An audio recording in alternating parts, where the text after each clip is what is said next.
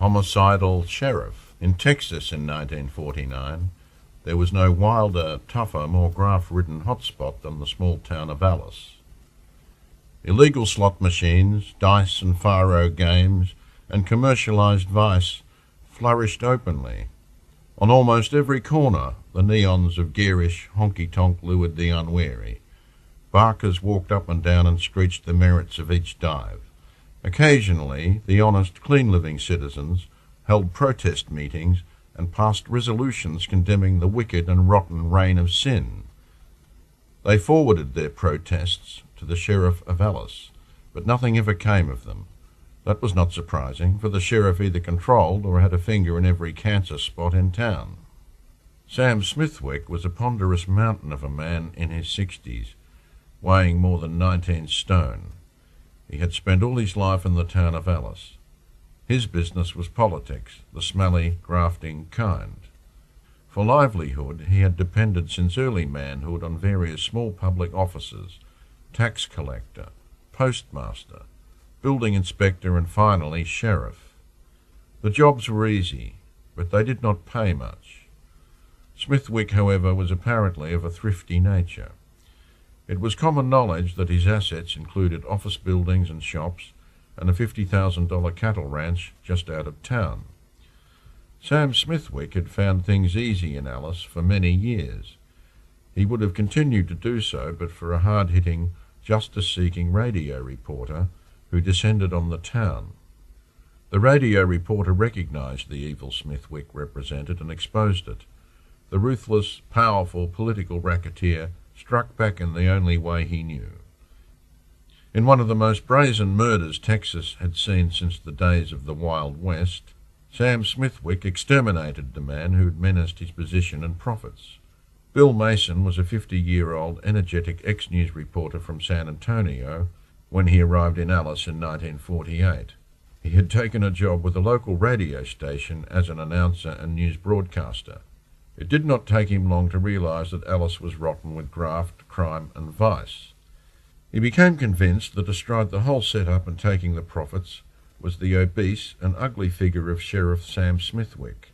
One night Bill Mason visited the largest of Alice's gaudy gin mills, known as the Rancho Alegre. Mason had been told that the Rancho Alegre was the hottest spot on this side of the border. It proved to be the usual dingy dive. Mason saw dance hostesses inveigling youths into drinking and gambling.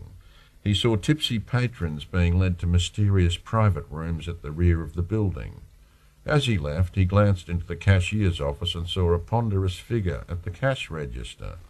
Alice's sheriff, Sam Smithwick, was emptying the night's takings into his own capacious pocket.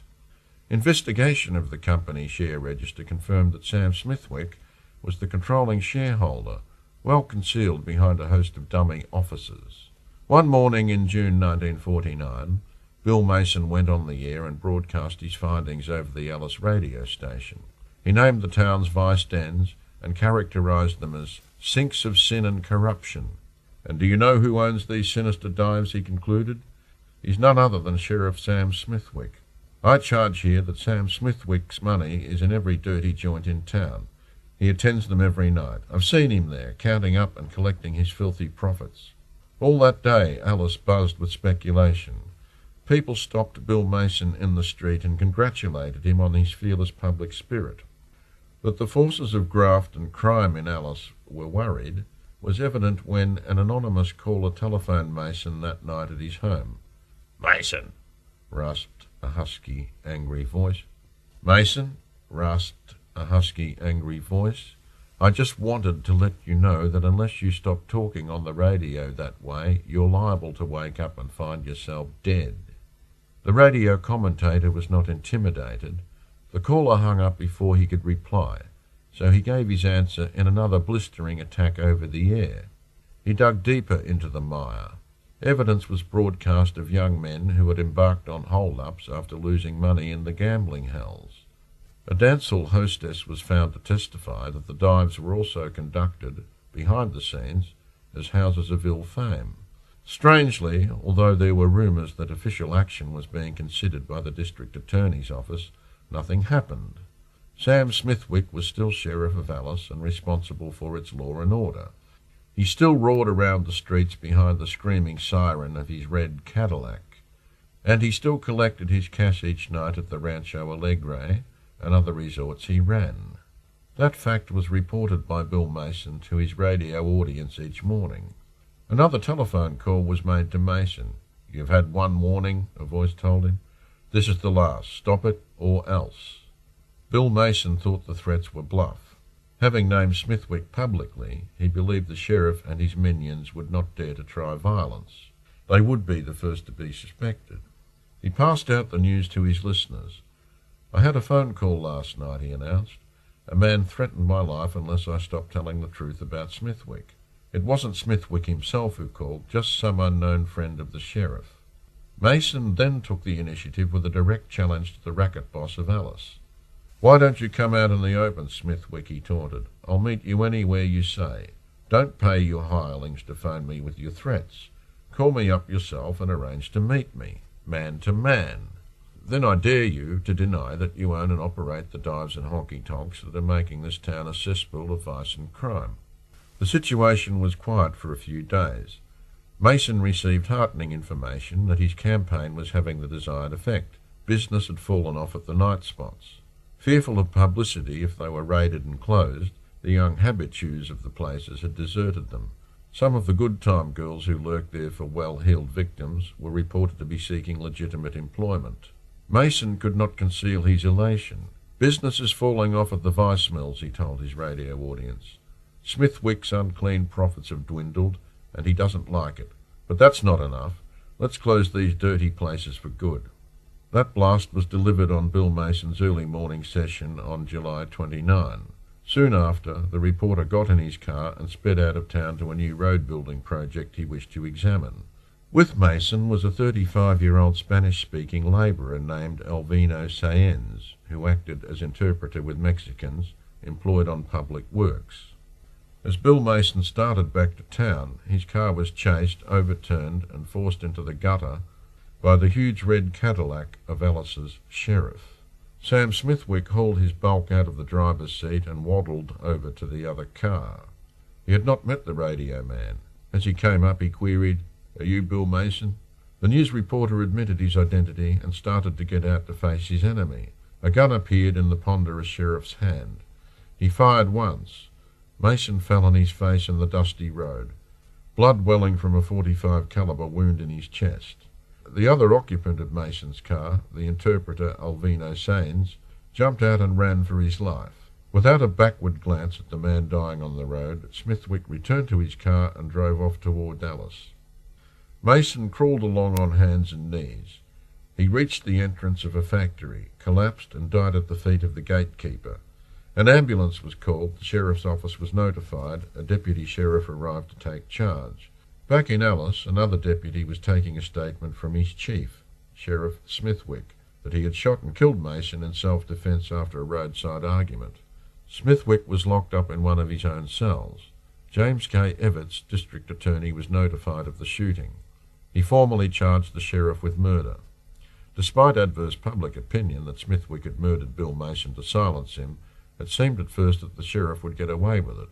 Stolidly he repeated his claim of self-defence. Then District Attorney Evetts heard that Mason had been accompanied by the interpreter Alvino Sáenz, who had probably witnessed the shooting. Sáenz, fearful of his own life, had gone into hiding. The District Attorney, however, hunted him out and learned the true story.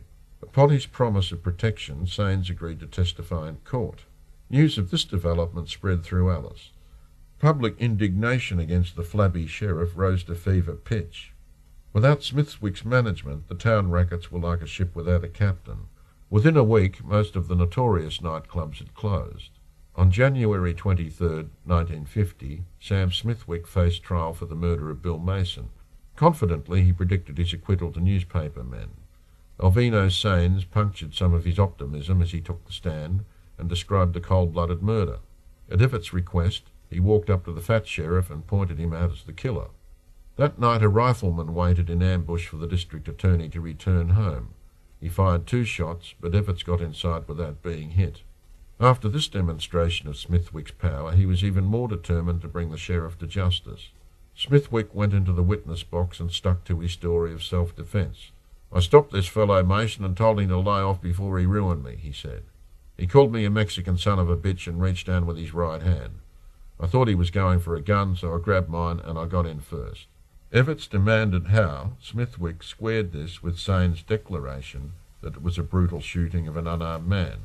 The sheriff shrugged. "It's his word against mine," he claimed, "and I'm an officer of the law."